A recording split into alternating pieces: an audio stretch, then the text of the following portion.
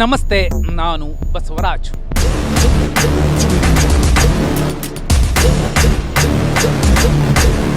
ವಿಧಾನ ಪರಿಷತ್ ಚುನಾವಣೆಯಲ್ಲಿನ ಸೋಲು ಎನ್ಡಿಎ ಕೂಟಕ್ಕೆ ಬಹುದೊಡ್ಡ ಮುಖಭಂಗ ಆಗಿದೆ. ಕಾಂಗ್ರೆಸ್ ದಿಗ್ವಿಜಯವನ್ನ ಸಾಧಿಸಿದೆ. ಕಾಂಗ್ರೆಸ್ನಲ್ಲಿ ಈಗ ಡಿಕೆ ಬಿಕೆ ಮೊದಲ ಆಟ ಬಹುದೊಡ್ಡ ಗೆಲುವನ್ನು ತಂದುಕೊಟ್ಟಿದೆ ಎನ್ನುವಂತಹ ವಿಮರ್ಶೆಗಳು, ಚರ್ಚೆಗಳು ನಡೀತಿರೋ ಸಂದರ್ಭದಲ್ಲೇ ಮಾಜಿ ಮುಖ್ಯಮಂತ್ರಿ ಕೇಂದ್ರ ಸಚಿವ ಎಚ್.ಡಿ. ಕುಮಾರಸ್ವಾಮಿ ಅವರು ಸ್ಫೋಟಕ ಹೇಳಿಕೆಯನ್ನು ಕೊಟ್ಟಿರುವಂಥದ್ದು. ಯಾವ ರೀತಿ ಕ್ಷೇತ್ರಕ್ಕೆ ಅಭಿವೃದ್ಧಿ ಮಾಡ್ಕೋಬೇಕು ಮಾಡ್ಕೊಳ್ರಪ್ಪ ಅಂತ ನಾನು ಹೇಳಿದ್ದೀನಿ. ನಾನು ಯಾರಿಗೂ ಹೊಸಬ್ರು ಬರ್ತಾರೆ, ಅದೇ ಜನ್ಸಿ ಅಂತ ಈಗ ಹೊಸದಾಗಿ ಶುರುವಾಗಿದೆಯಲ್ಲ, ಬಹಳ ಜನ ಬರ್ತಾರೆ.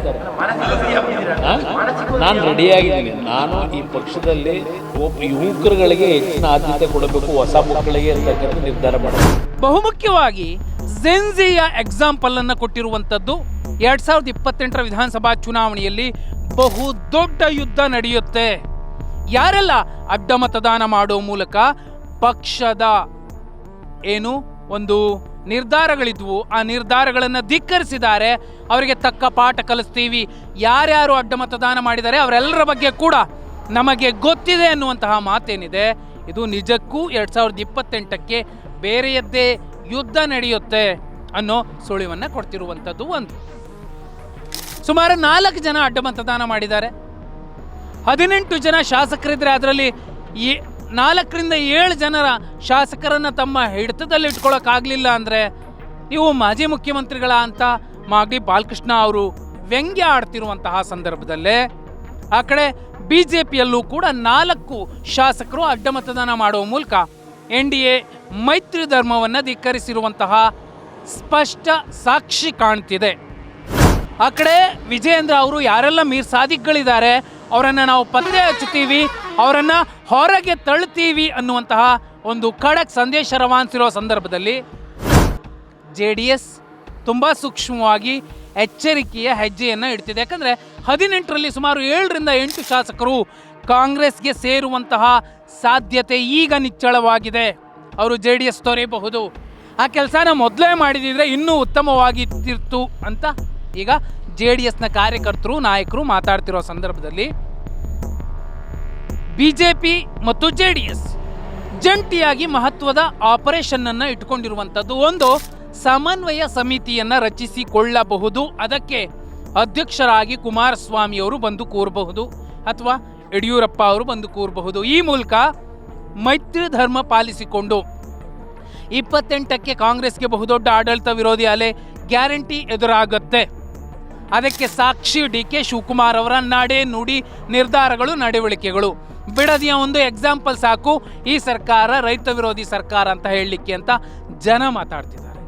ಸಿದ್ದರಾಮಯ್ಯ ಅವರ ನಂತರದಲ್ಲಿ ಗ್ಯಾರಂಟಿಗಳೇ ನಿಲ್ಲಿಸಿಬಿಡ್ತಾರೆ ಅಂತ ಏನು ಕಾಂಗ್ರೆಸ್ನ ಬಹುದೊಡ್ಡ ವೋಟ್ ಬ್ಯಾಂಕ್ ಆಗಿತ್ತು, ಮಹಿಳೆಯರ ಮತಗಳು, ಅದು ಈಗ ಛಿದ್ರವಾಗ್ತಿದೆ. ಯಾಕಂದರೆ ಯಾರೂ ಹೇಳ್ತಿಲ್ಲ ಗ್ಯಾರಂಟಿಗಳನ್ನು ನಿಲ್ಲಿಸ್ತಾರೆ, 2000 ಕೊಡೋದಿಲ್ಲ ಅಂತ. ಆದರೆ ಹಳ್ಳಿಗಳಲ್ಲಿ ಅದೇನೋ ಯಾರು ಹೇಳಿದಾರೋ ಗೊತ್ತಿಲ್ಲ, ಒಂದು ನರೇಟಿವ್ ಸೆಟ್ ಆಗ್ತಿದೆ. ಹೆಣ್ಣು ಮಕ್ಕಳೇ ಮಾತಾಡ್ಕೊಳ್ತಿರುವಂಥದ್ದು. DK ಶಿವಕುಮಾರ್ ಬಂದರು, ನಮ್ಮ 2000 ನಿಲ್ಲಿಸ್ತಾರೆ. ಒಂದು ವೇಳೆ ಅರ್ಹ ಫಲಾನುಭವಿಗಳಿಗೆ ಆ ಗ್ಯಾರಂಟಿ ಯೋಜನೆ ತಲುಪದೇ ಹೋದರೆ, ಸಿದ್ದರಾಮಯ್ಯ ಇದ್ದಾಗ ಸಿಕ್ತಿತ್ತು, DK ಶಿವಕುಮಾರ್ ಬಂದ ಕೂಡಲೇ ಅದನ್ನೆಲ್ಲ ನಿಲ್ಲಿಸ್ಬಿಟ್ಟಿದ್ದಾರೆ ಎನ್ನುವಂತಹ ನರೇಟಿವ್ ಯಾರೂ ಸೆಟ್ ಮಾಡೋದು ಬೇಕಿಲ್ಲ, ಜನರ ಮಧ್ಯದಿಂದಲೇ ಸೃಷ್ಟಿ ಆಗ್ತಿದೆ. ಅದು ಕಾಂಗ್ರೆಸ್ ಪಾರ್ಟಿಗೆ ಬಹುದೊಡ್ಡ ಅಡಚಣೆ, ಬಹುದೊಡ್ಡ ಸಮಸ್ಯೆಯನ್ನು ಉಂಟು ಮಾಡುತ್ತೆ 28ರ ವಿಧಾನಸಭಾ ಚುನಾವಣೆಯಲ್ಲಿ. ಇದರ ಮಧ್ಯೆ JDS ನಾಯಕರಲ್ಲಿ ಹೊಸದೊಂದು ಹುರುಪು ಬಂದಿರೋದು, ಈ ಸೋಲಿನ ಸೇಡನ್ನು ತೀರಿಸ್ಕೊಳ್ಬೇಕು. ಏನಾಗಬಹುದು? ಕಾಂಗ್ರೆಸ್ನ ಅತ್ಯಂತ ಹಿರಿಯ ನಾಯಕರೊಬ್ಬರು ತಮ್ಮ ದಂಡಿನ ಜೊತೆಯಲ್ಲಿ 2028ರ ವಿಧಾನಸಭಾ ಚುನಾವಣೆಗೂ ಮುಂಚೆ ಬಿಜೆಪಿ ಸೇರ್ತಾರೆ.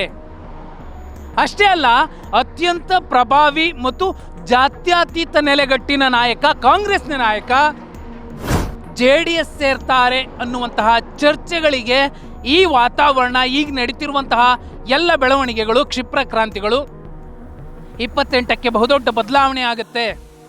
JDS ಕೂಡ ಸ್ಟ್ರಾಂಗ್ ಮಾಡಿಕೊಳ್ಳುತ್ತೆ ಅನ್ನೋ ಮಾತನ್ನು ಈಗ ಆ ಭಾಗದ ಜನ, JDS ಕಾರ್ಯಕರ್ತರು, ನಾಯಕರು ಮಾತಾಡ್ಕೊಳ್ತಿದ್ದಾರೆ. ವಿಶೇಷ ಅಂದರೆ ಕುಮಾರಸ್ವಾಮಿ ಅವರ ಒಂದು ಮಾತು, ಜೆನ್ಜಿ. ಜನ್ಜಿ ಅಂತ ಈಗ ಹೊಸದಾಗಿ ಶುರುವಾಗಿದೆಯಲ್ಲ, ಬಹಳ ಜನ ಬರ್ತಾರೆ. ಮೈತ್ರಿ ಧರ್ಮದ ಲೆಕ್ಕದಲ್ಲಿ ಇವರಿಗೆ ಎಷ್ಟು ಸೀಟ್ ಬರುತ್ತೋ ಬಿಡುತ್ತೋ, ಆದರೆ ಸರಿಸುಮಾರು 50% ಜೆನ್ಜಿಯನ್ನ ಅಖಾಡಕ್ಕಿಳಿಸಬೇಕು ಅನ್ನುವಂತಹ ಕುಮಾರಸ್ವಾಮಿ ಅವರ ನಿರ್ಧಾರ ನಿಜಕ್ಕೂ ಪ್ರಶಂಸನೀಯ, ಶ್ಲಾಘನೀಯ.